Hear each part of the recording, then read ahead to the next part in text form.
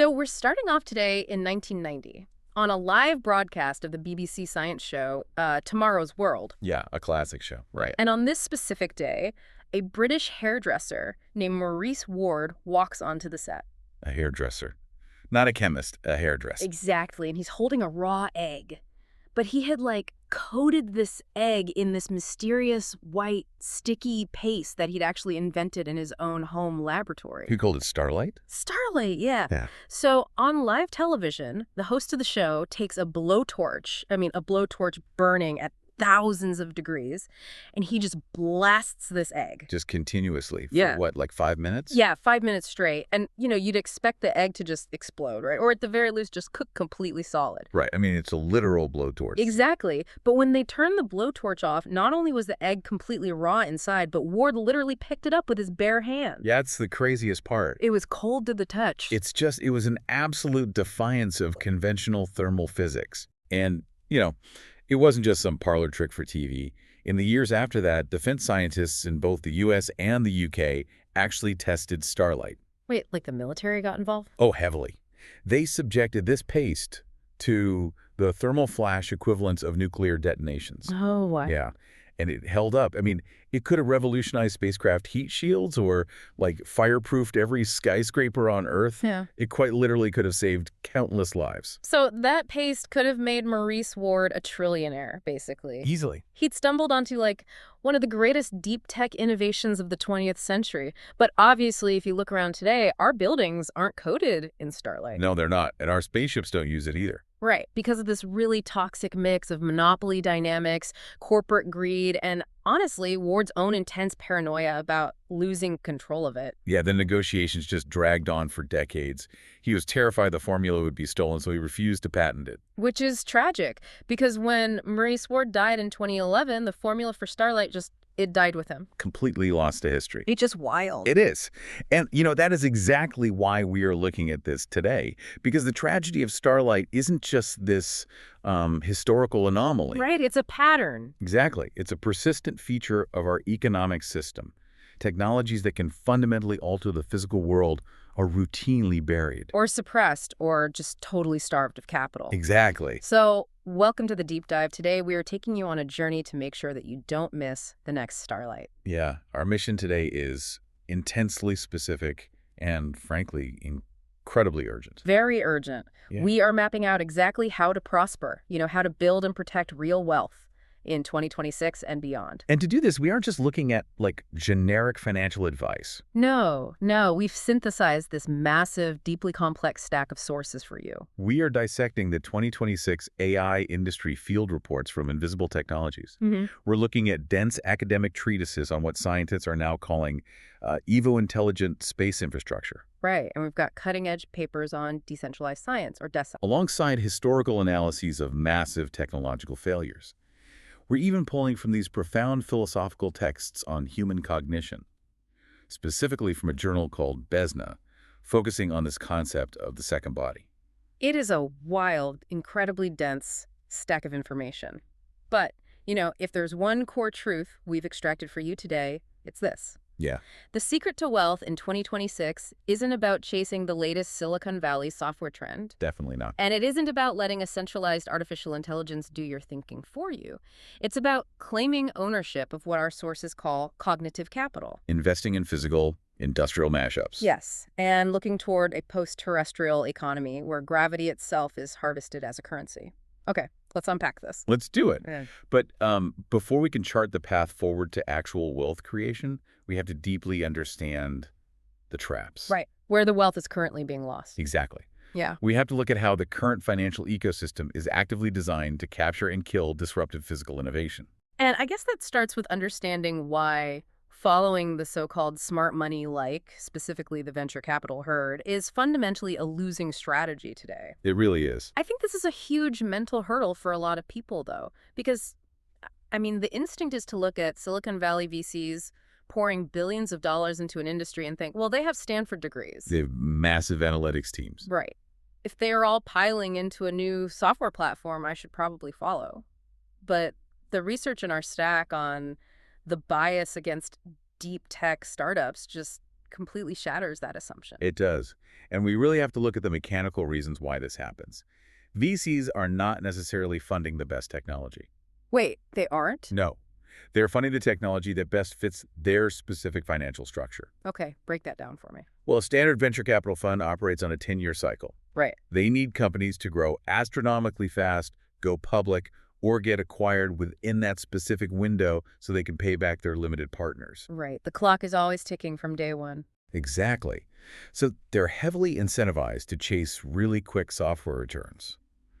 The papers we reviewed explain this through the concept of option value. Option value. Yeah. Software offers incredibly low-cost experiments. Think about it. If you want to build a new AI scheduling app, you write some code, you rent some space on an Amazon cloud server, and within like 3 to 6 months, you can launch a beta version. Right. And if it fails, you've only lost, what, a few $100,000? Exactly. The risk is easily quantifiable, and the feedback loop is immediate. But if you want to invent a new type of solid-state battery or a biodegradable plastic that actually works... Or a new carbon capture material, what the researchers call deep tech, the rules completely change. Yeah, how so? The researchers define the deep tech problem as dual uncertainty. With a software app, you basically only have commercial uncertainty, like will people buy it? Right, because the technical side is mostly a given. We know how to make an app. Exactly. But with deep tech, you have massive commercial uncertainty layered on top of massive technical uncertainty. Because you don't even know if the science will work. Right. You don't just have to figure out if there's a market. You have to spend $50 million and 5 years in a laboratory just to prove the physics or the chemistry actually works outside of computer simulation. And because that timeline doesn't fit the 10-year VC fund cycle, the herd just completely ignores the hard sciences. They dogpile into the easiest, trendiest software. Which explains the massive redundancy we see. I mean, how many project management tools or food delivery apps do we actually need? Seriously. They just artificially cram the words AI or blockchain into their pitch decks to hit the buzzwords. While the innovations that could actually solve physical global problems are totally starved of capital. Yeah.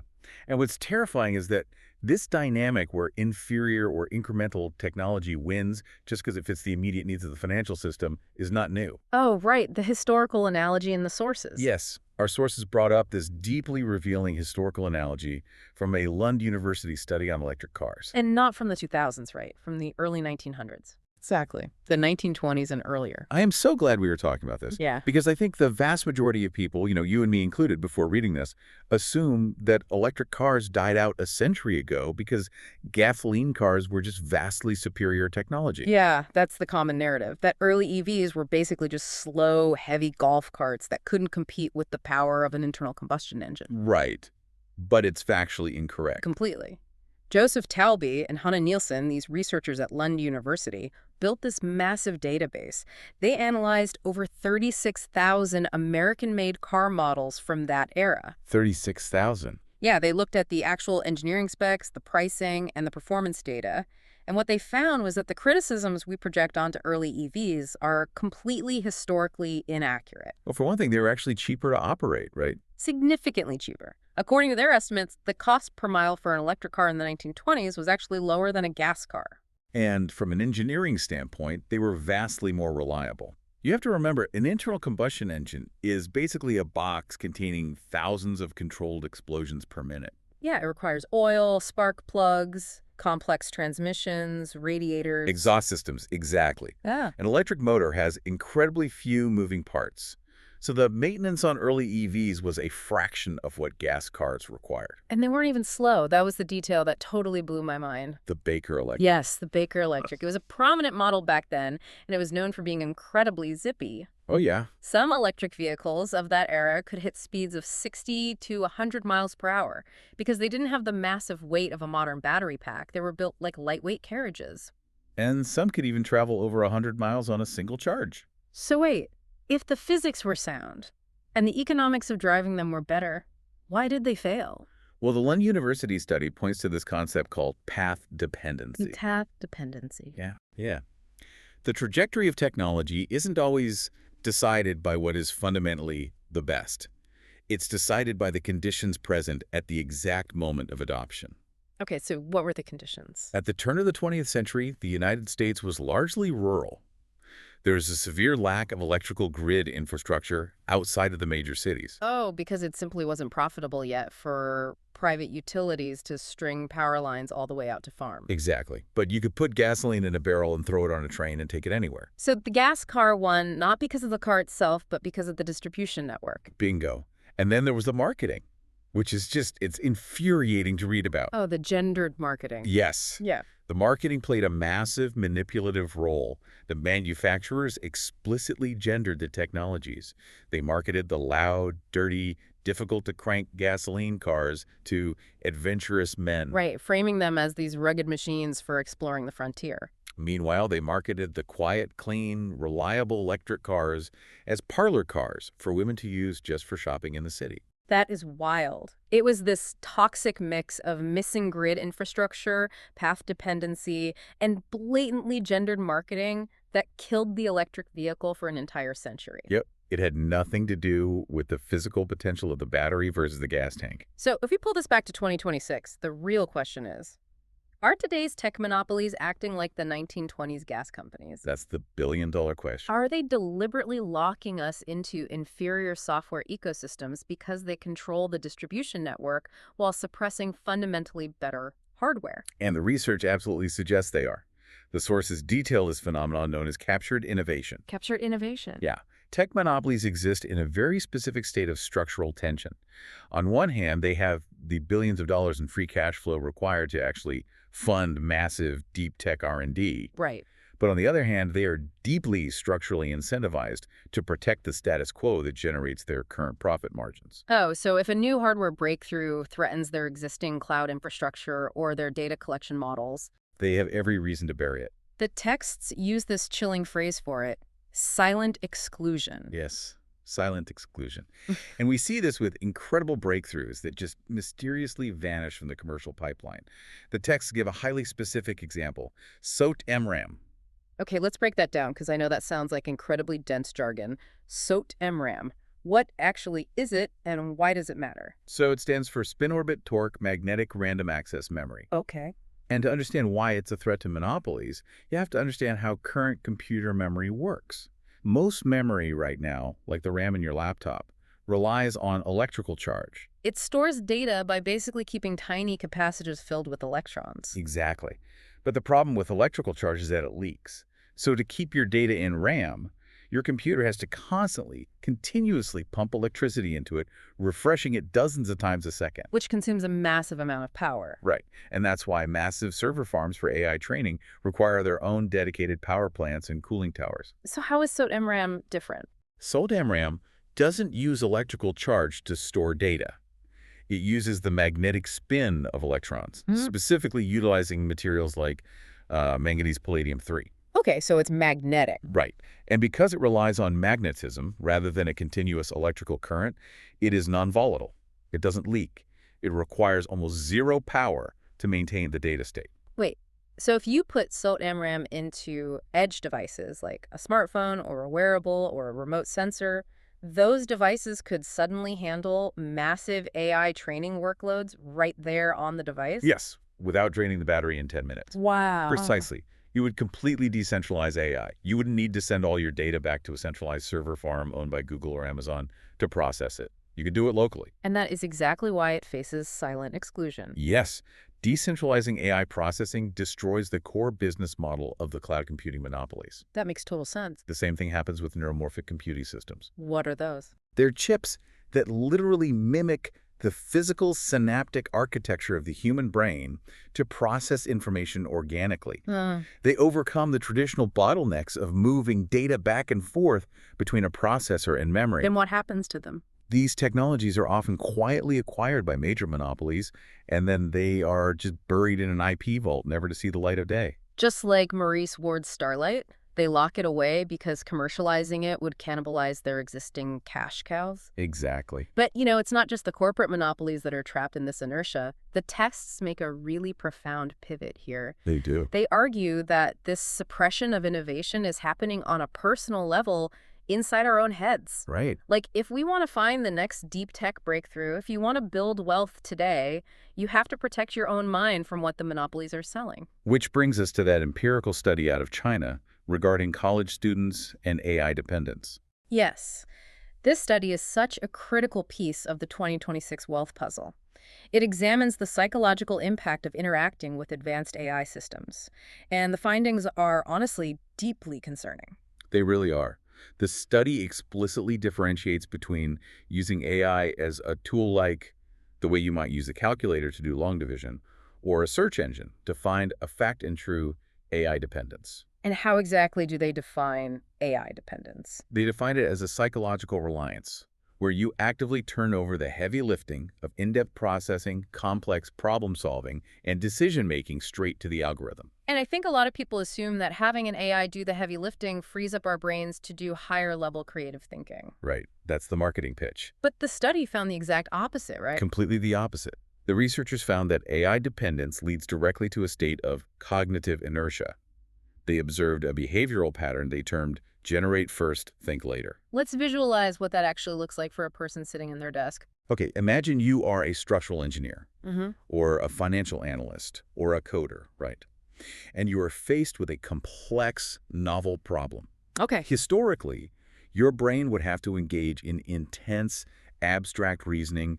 You would have to map out variables, test hypotheses mentally, and build new neural pathways to reach a solution. The struggle itself is what builds your capacity for innovation. Exactly.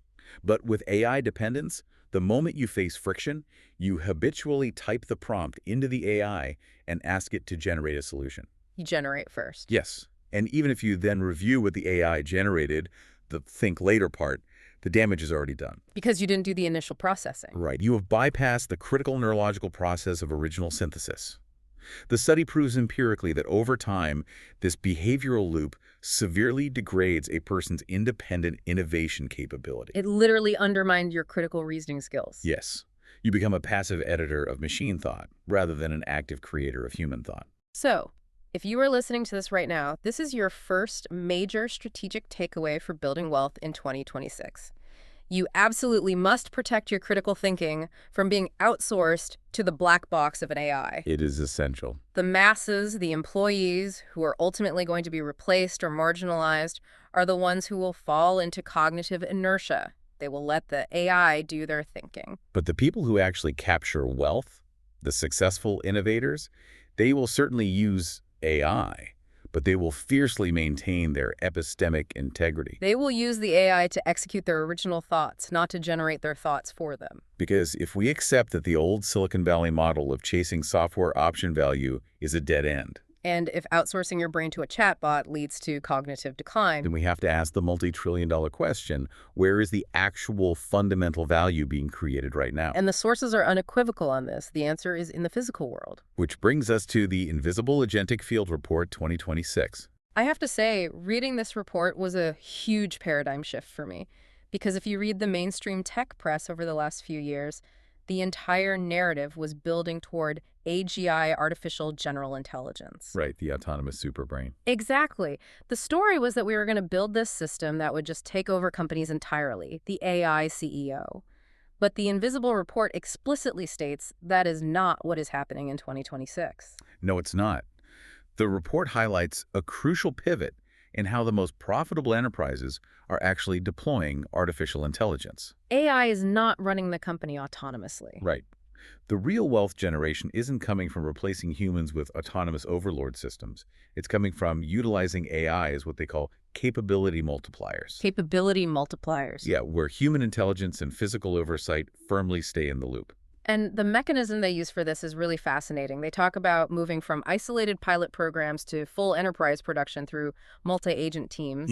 Can you explain how a multi-agent team actually functions differently than just asking a single AI a question?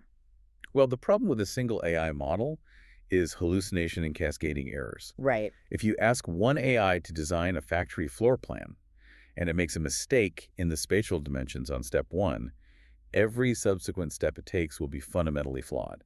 So a multi-agent team solves this by distributing the workload. Exactly. Among specialized AI agents that actively monitor and correct each other. So it's like an artificial system of checks and balances. Exactly. You have a researcher agent that pulls the raw data.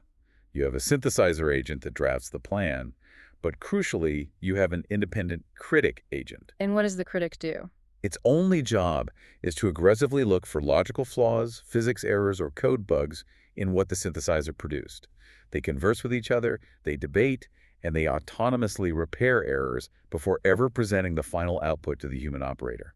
This multi-agent architecture is what allows these systems to operate without crashing the whole enterprise. Right. But where this gets incredibly lucrative is when these multi-agent teams step out of the software realm and into the physical world. Yeah. The sources dive deep into this concept of tactile intelligence. We are moving way beyond robots that just use cameras to navigate a warehouse. Yeah, computer vision was the old paradigm. Tactile intelligence is about physical consequence. Physical consequence. The new generation of robotics is learning through touch, through pressure, and through resistance. When a robotic arm tries to pick up an egg or manipulate a piece of microscopic graphene, it isn't just looking at it. It's feeling it. Exactly. It is feeling the structural integrity of the object. It is developing an innate mathematical sense of cause and effect in the physical world. The sources mention massive initiatives from the big players here. Google's Genie 3, NVIDIA's Cosmos, and Project G00T. And the terminology they use is critical. They aren't just building large language models anymore. They're building world models. A world model. That's a fundamental leap in AI architecture, right? It is. Because a language model, at its core, is just predicting the next mathematically probable word in a sentence based on a massive database of text. Right. It doesn't actually understand what an apple is. It just knows the word apple is often followed by the word red. Exactly. A world model, however, is trained on physics. It is trained on millions of hours of real-world video, spatial data, and tactile feedback. It understands 3D spatial reasoning. It understands gravity, momentum, and material resistance. So when you ask a world model to design a new combustion chamber, it isn't just spitting out text. It is actually simulating the thermodynamics in three-dimensional space. And this collision of hyper-advanced physical AI with the real world brings us to what might be the single most lucrative concept in our entire deep dive. It's a concept detailed heavily in the EDSIS framework. Right. EDSIS stands for Evo Intelligent Distributed Space Engineering System. We will get to the space applications shortly, but the terrestrial applications, how this framework applies to Earth right now, are profound. And it centers around the concept of the industrial mashup. What's fascinating here is how this AI software is merging with legacy hardware. I just love that term, the industrial mashup, because it completely flips the script on how we think about deep tech manufacturing. It really does. Usually when we think about manufacturing next-generation materials, like superconductors or nanomaterials, we assume you have to spend $2 billion building a pristine, sterile, brand-new, high-tech fabrication facility in the middle of the desert. But the industrial mashup argues the exact opposite. Right. It argues that the greatest physical wealth generation won't come from building new factories from scratch. It will come from retrofitting legacy industries. You take the heavy-lifting operational logic of an old-school manufacturing plant and you hybridize it with nanoscale synthesis and AI orchestration. The example provided in the text really crystallized this. They paint a picture of an old paper mill in Finland. Now, historically, a paper mill is a dinosaur industry. You chop down trees, you pulp them, you roll them into giant sheets of paper, and you sell it for pennies a pound. It's a low-margin, dying business. But the industrial mashup takes that exact same physical factory, the same massive rollers, the same logistics bays, the same power grid connections, and retrofits it. Oh. They retrofit it by adding roll-to-roll nanopaper lines and chemical vapor deposition modules. Okay, let's explain chemical vapor deposition, or CVD, because that is the magic here. Oh. How do you turn a paper mill into a deep tech gold mine using CVD? Imagine a massive vacuum chamber integrated right into the existing assembly line of the mill.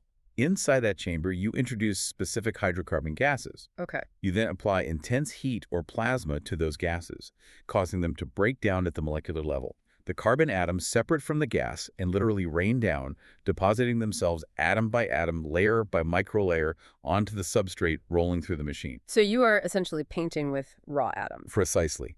And in this example, they aren't just making strong paper, they're using CVD to produce superdiamond composites, specifically materials like lonsdaleite. Lonsdaleite, the text calls it the ultimate hexagonal carbon phase. It is a crystalline structure of carbon that is significantly harder than a regular diamond. And traditionally, where is that even found? Usually, in meteors. Hmm. But through this retrofitted industrial mashup using CVD and massive AI metrology, Metrology meaning the measurement systems. right, which uses lasers and AI vision to measure and correct nanoscale flaws in real time as the material rolls off the line.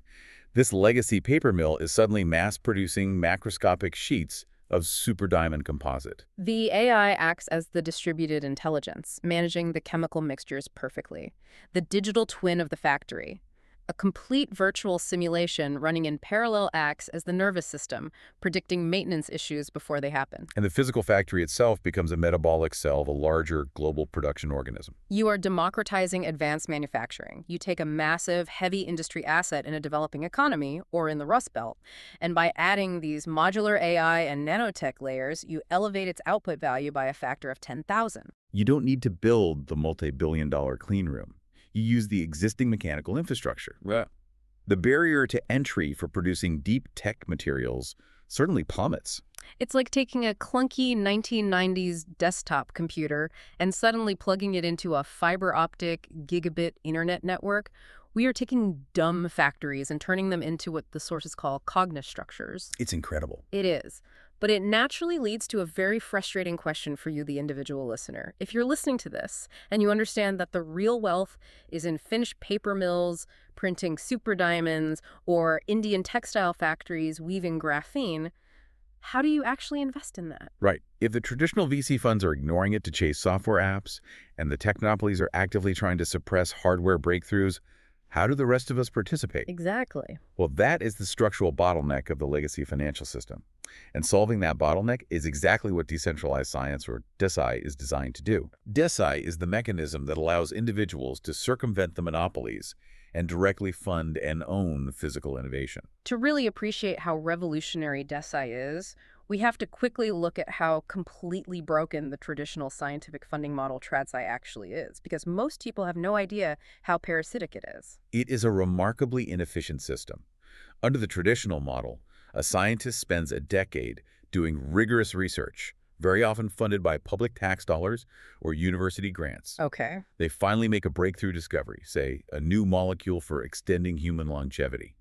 To get that discovery validated, they have to publish it in a prestigious academic journal.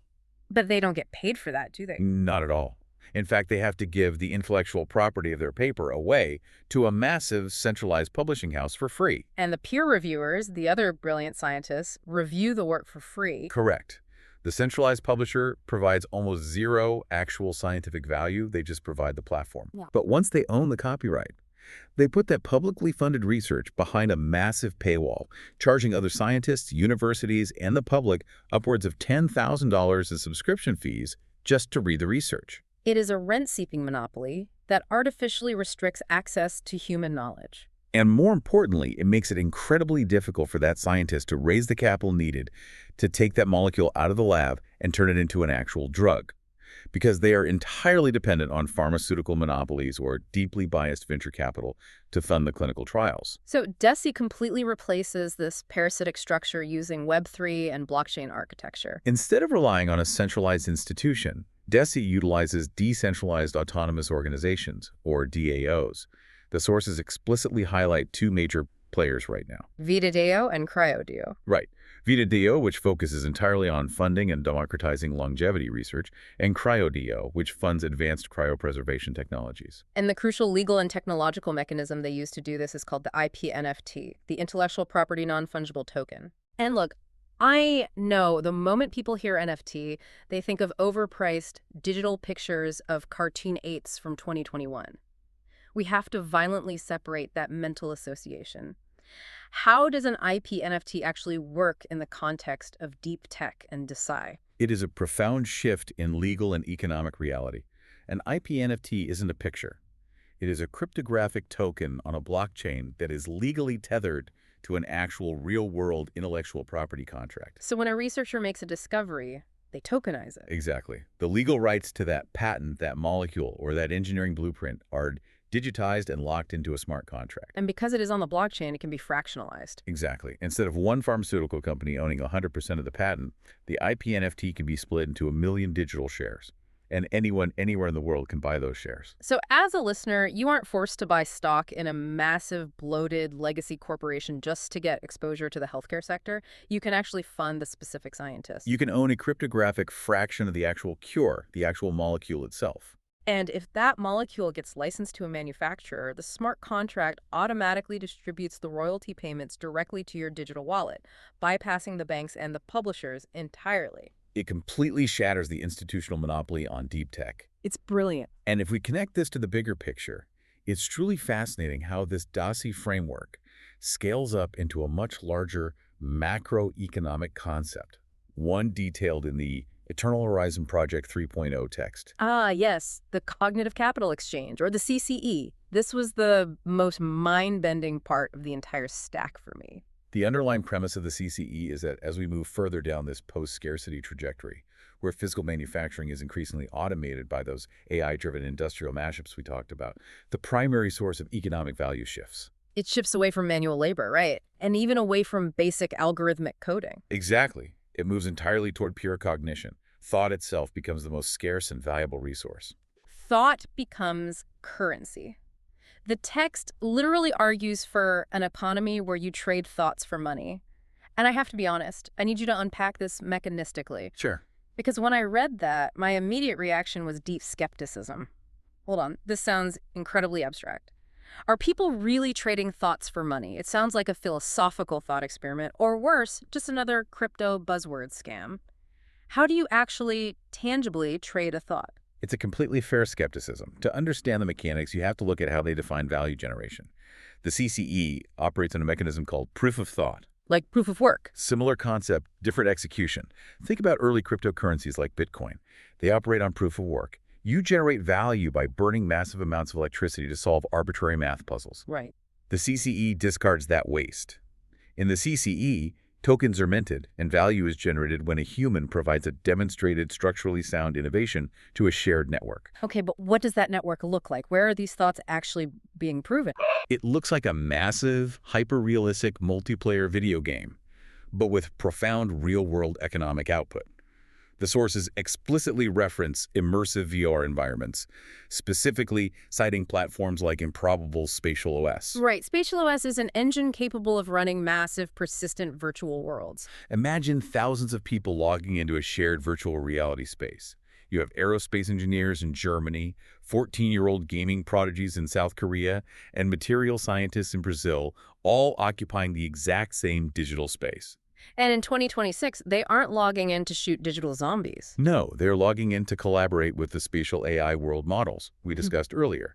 They are co-creating highly accurate, physics-bound 3D digital twins of physical objects. So they are literally standing in a virtual room looking at a digital hologram of a microsatellite thruster or a new robotic joint. Yes, and as they manipulate that digital twin, as an engineer tweaks the curve of a nozzle to improve thermodynamics, the AI tests the physics in real time. If the tweak works, the blockchain underlying the environment permanently logs exactly who contributed that specific structural change.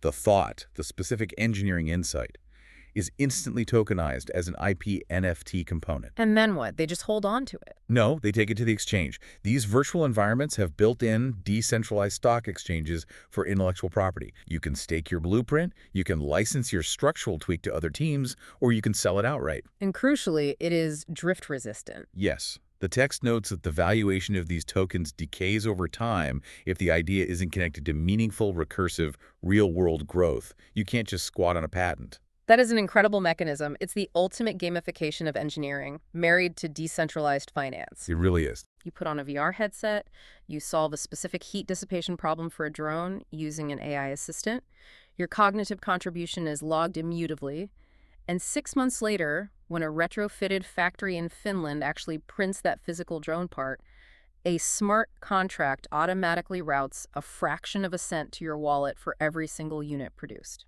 You have monetized your cognition without ever signing a corporate employment contract. It is the ultimate democratization of deep tech design, and it perfectly sets the stage for the next critical question. Where to deploy it all? Right. We've decentralized the funding through DAOs. We've decentralized the design and engineering through the cognitive capital exchange and VR environments. We've democratized the manufacturing through industrial mashups. So where is the most lucrative, high-leverage place to actually deploy these physical assets? We have to look off-planet. We Yeah. have to look at space. Exactly. The EADS framework outlines a civilizational shift. They describe it in terms of the Kardashev scale moving from a Type I civilization, which harnesses the energy of its home planet, toward a Type II civilization, which begins to harness the energy of its star system. We are officially entering what the text calls the post-terrestrial epoch.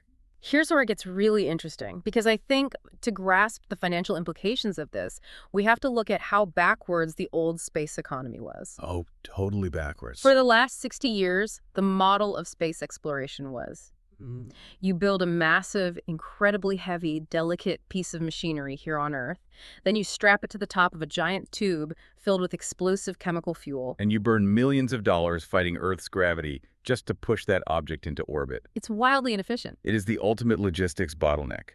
But the post-terrestrial wealth model flips that entirely. The new wealth isn't built on Earth and shipped up. It is built in space for space. I absolutely love this quote from the sources, from Chris Lewicki of Planetary Resources. He summarizes the whole paradigm shift in one question. He said, what if we put a 3D printer into space and everything we printed with it we got from space?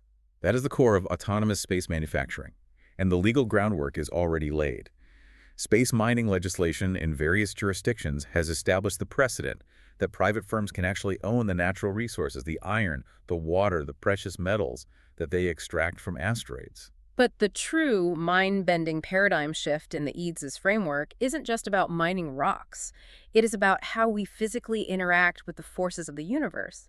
It is about redefining gravity. Right. In our normal earthbound mindset, gravity is an obstacle. It is a resistive force that pulls things down, an enemy that must be fought with constant thrust. But in orbit, under the EADS MOLEN framework, which stands for the Modular Orbital Logistics, network gravity is no longer an obstacle. No, gravity becomes a currency of motion. Okay, I need you to explain the physics of that. How do you turn gravity into a currency? How do you harvest it? It relies on massive orbital infrastructure called wave rail architectures.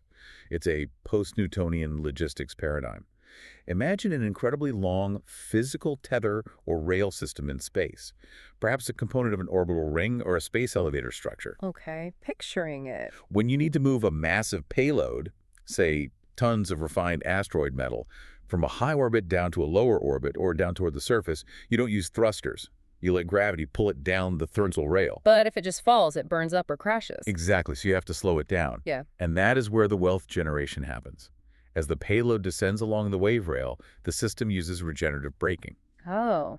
Like in a modern electric car. Yes. When you drive an EV down a steep hill, you take your foot off the accelerator and the resistance of the electric motor slows the car down, but in doing so it acts as a generator, pushing electricity back into the battery. Precisely, but on a massive orbital scale. The megastructure harvests the kinetic energy of that descending payload. The gravitational pull is converted directly into stored electrical energy. Descent itself becomes a massive planetary recharge loop. You are literally generating immense power just by letting mass move down a gravity well. That is awe-inspiring. And the things we are building in orbit with this cheap energy and asteroid material aren't just dumb hunks of titanium. The texts describe the deployment of massive swarms of nanosatellites. And these swarms possess what they call evo intelligence. They don't act like machines. They behave like biological organisms. They blur the line between biology and machinery. Remember the super diamond materials, the Lonsdaleite, that the retrofitted factories on Earth were printing? Yes, these orbital swarms are built from similar advanced diamond graphene composites, and they are designed to literally heal themselves. Heal themselves. Yeah. If a micrometeorite strikes a nanosatellite or if it suffers radiation degradation, the material matrix can autonomously reconfigure and repair the microfractures. And they evolve. They have an AI genetic encoding that allows them to learn from the brutal environment of space. Yes, through continuous distributed machine learning.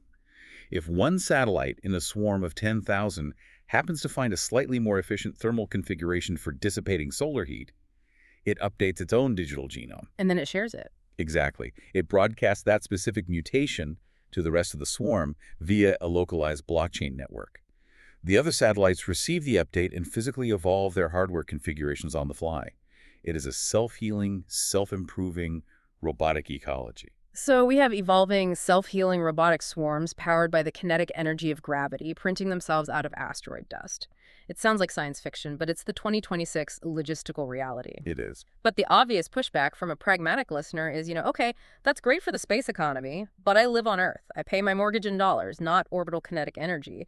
How does this massive space infrastructure actually tie back to immediate tangible Earth wealth? It ties back through the absolute pinnacle of high-stakes finance. High-frequency trading, HFT via satellite. Of course. The algorithms. It always comes back to shaving milliseconds off a stock trade. In the global financial markets, a millisecond of advantage is worth tens of millions of dollars. The sources detail how these massive low Earth orbit, or LEO, satellite networks are being actively weaponized for algorithmic trading. The industry refers to it as xeno money, right? Yes. And we have to explain why they use satellites instead of fiber optic cables buried under the ocean. Because intuitively, a direct cable from New York to London seems like it should be faster than beaming a signal all the way up to space and back down. It seems that way, but the physics dictate otherwise.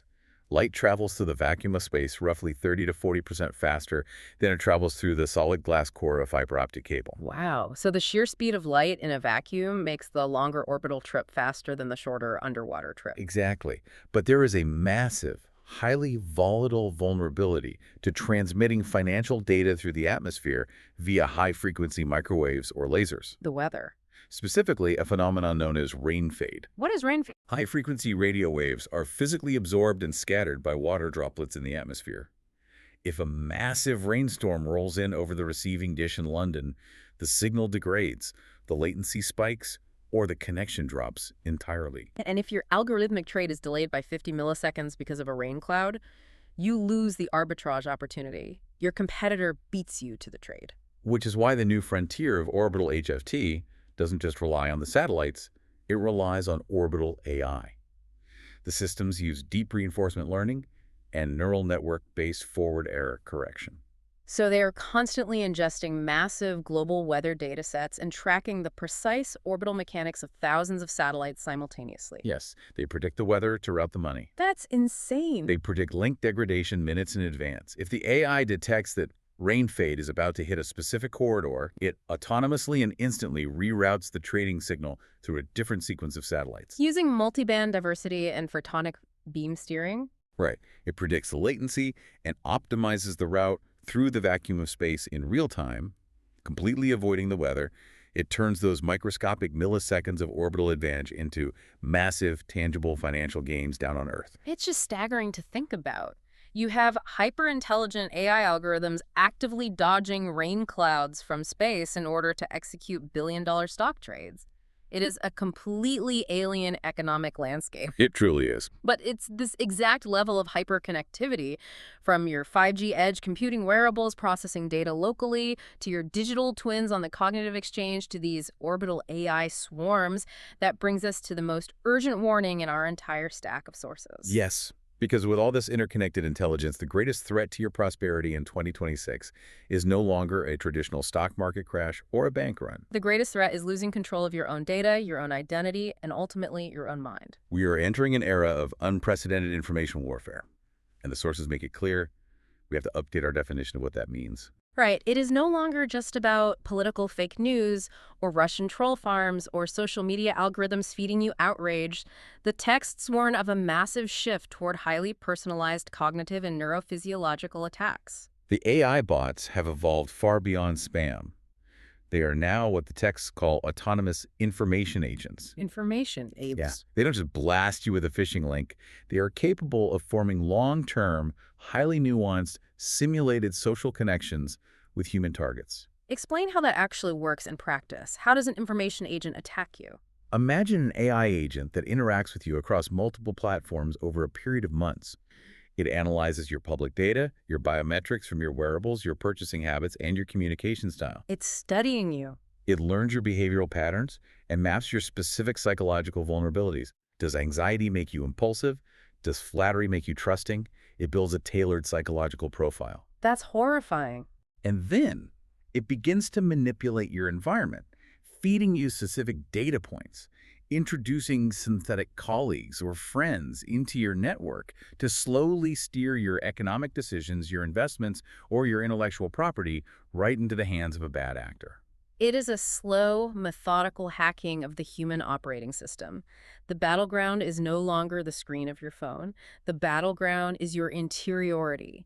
It is a war for your epistemic integrity. Which is why the sources stress the absolute necessity of defensive infrastructure.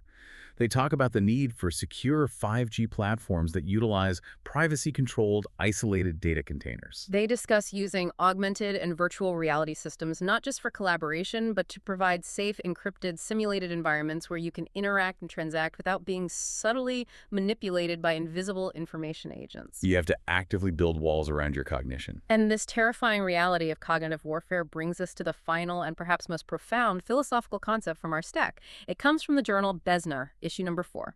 And it really is the skeleton key that unlocks everything we've discussed today. The text argues that to survive, to innovate, and to actually build wealth in this radically new hyper-intelligent economy, we have to shed what it calls our first body. The first body. It's a powerful metaphor. The first body is the physical and psychological state we have been conditioned to live in for centuries. It is the rigid, disciplined, entirely predictable body machine that was built to serve legacy capitalism. It's the body that wakes up at 7 a.m., commutes in traffic, sits in a cubicle, and follows instructions. It's the body that loves the safety of the VC herd mentality. It's the body that happily relies on the AI chatbot to do its thinking because it's easier. It's the body that desperately wants to stay comfortable in what the text calls the body home, the illusion of a safe, predictable, linear world. It is the body of pure habit. And the text argues, quite forcefully, that if you remain trapped in the first body, you'll be consumed by the 2026 economy. To thrive now, we must actively adopt the second body. This involves a radical cognitive shift. It involves embracing what the author calls pathological thinking, deliberately collapsing the neat linear cause and effect logic we are used to, and embracing the chaotic multiple outside. I want to make sure we ground this because it can sound very esoteric. The text uses a fascinating anthropological concept to explain this shift: Amazonian perspectivism. Yes, and the contrast is vital. In traditional Western first-body thought, we operate under the assumption of one nature, many cultures. We believe there is one fixed, objective reality, one physical universe, and human beings just have different cultural perspectives on that single reality. Like a rock is a rock, whether you are in New York or the Amazon. Exactly, but Amazonian indigenous perspectivism completely flips that. They operate on the concept of one culture, many natures. Meaning the consciousness, the culture of experiencing the world is universal. Even animals or spirits have it. But the nature of reality itself changes depending on what kind of body is doing the observing. The text explicitly compares this to quantum mechanics, specifically Schrödinger's nanoparticle. The observer effect. Yes. In quantum physics, a particle exists in a state of probability until it is observed or measured. The active intervention literally forces reality to take a specific shape. Nature is not fixed. It is a direct product of our intervention. The world literally changes based on how we interact with it. This is the ultimate mindset shift for an investor or an innovator. If you are trapped in the first body, in that rigid one world view, you will only see the reality that the tech monopolies and the algorithms want you to see. You will look at the market and only see the safe, incremental software apps. You will look at a paper mill and only see dead trees. You will look at a blowtorch hitting an egg and think it's a magic trick. You will miss the starlights. You will miss the deep tech materials. You will miss the massive potential of industrial mashups because they don't fit the linear historical model of how factories are supposed to work. Exactly. To find the hidden wealth, to find the invisible technologies buried by cognitive inertia, you have to break your own habitual chains. You cannot rely on the comfortable, predictable algorithms to show you the truth. You have to assume the second body. You have to step outside the safe body home and realize that the economic reality of 2026 is entirely malleable. It is waiting for you to intervene, to tokenize a thought, to mash up a factory, to harvest the gravity. It forces you to look at your own life and ask a deeply uncomfortable question. This raises an important question, really. How much of your current economic strategy, your career path, Your daily routines, your investment portfolio, is just a blind habit dictated by an obsolete system. Are you actually building wealth for the future, or are you just comfortably repeating the past, oblivious to the fact that the real value is currently being generated in decentralized physical AI networks? It is a question of profound personal consequence. So let's pull all of this together and summarize the 2026 prosperity playbook for you. First, recognize the trap. Avoid the VC herd and the illusion that software is the final frontier. Understand that monopolies are actively suppressing hardware breakthroughs through silent exclusion. Second, protect your mind. Do not let AI dependence rot your critical thinking. Use AI as a capability multiplier, but maintain your epistemic integrity. Do not succumb to the generate first, think later cognitive inertia. Third, look to the physical world. The real wealth is in industrial mashups, taking legacy infrastructure and hybridizing it with nanotech and AI. And you can access this through decentralized science, using IP NFTs to own fractional shares of raw physical innovation. And trading your own cognitive capital on decentralized VR exchanges. And finally, look up.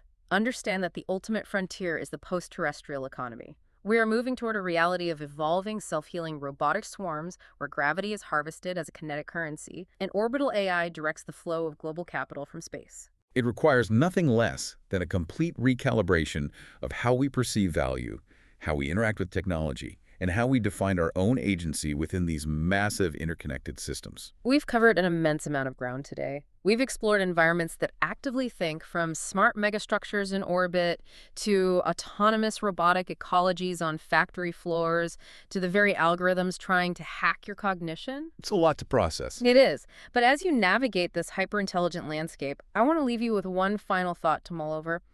Imagine you are walking through your day in 2026. Your 5G wearables are tracking your biometrics. The cognitive architecture of your office building is adjusting the lighting based on your stress levels. The multi-agent AI teams on your computer are anticipating your workflow before you even type. They know what you want before you do. Exactly. What happens when the infrastructure around you, every room you enter, every virtual environment you work in, remembers your emotional patterns and anticipates your decisions better than you do? In a world where absolutely everything is sentient, constantly measuring, and endlessly optimizing, the ultimate luxury, and perhaps the greatest remaining source of true power, might